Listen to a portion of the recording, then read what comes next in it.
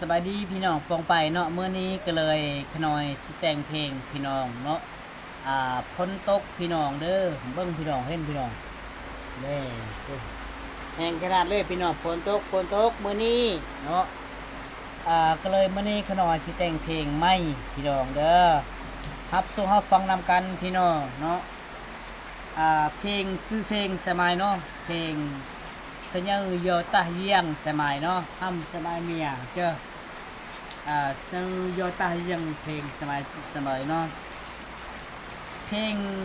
พี่น้อยสิแต่งพี่น้องเพลงลาภาษาลาวเอิ้นว่าคิดฮอดพี่น้องปะเสื้อพระเจ้าพี่น้องเด้อก็เลยเสียงบ่มนต์ก็แล้วแต่พี่น้องขอบคุณพระเจ้าพี่น้องเด้อ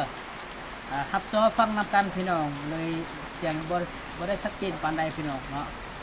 ก็เลยกำลังแต่งเพลงใหม่เนาะครับซอฟังพี่น้องประมาณ 2-3 มื้อพี่น้องเด้อก็เลยขน่อยต้นฉบับ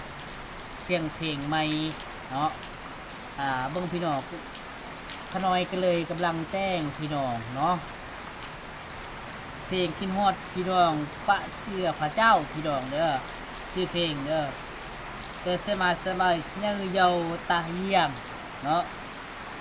เอาครับชอบฟังรายการเสียงบ่ม่วนก็แล้วแต่พี่น้องเด้อมาสมัยเนาะเสียงตะบนเล่นสมัยเนาะก็เลยแต่งเพลงสุดใหม่เนาะเนาะให้ตะมึงเนาะสมัยจัดละเมียมแต่โอ้ยนู่นเมียเตะจัดละเมียโอ้ก็เลยอันดงสมัยแต่งเพลงเนาะเพื่อนมีสมัยแต่งครึ่งเด้อแต่งไม่ครึ่งสมัยเนาะเมียเนาะ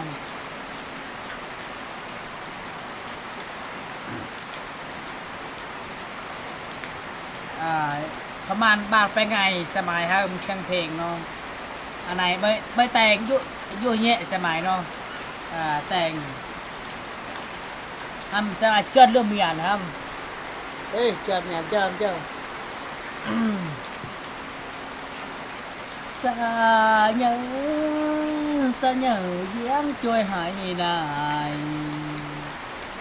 hải tờ rôm riêng dần chuối gió nai yên thề hải tờ câu sẽ mai trôi tờ giếng hải dạng này cho hay bên cho hay bên ác tê mong xem ai chơi ngủ mít bà hờn seperti saya main pelang mia saya main pelang mia saya mainแทนแต่จนรู้เมียแต่เมื่อกี้ว่าsaya main เนาะนึ่งแต่งต่อในนึ่งpelang mia ยุดไว้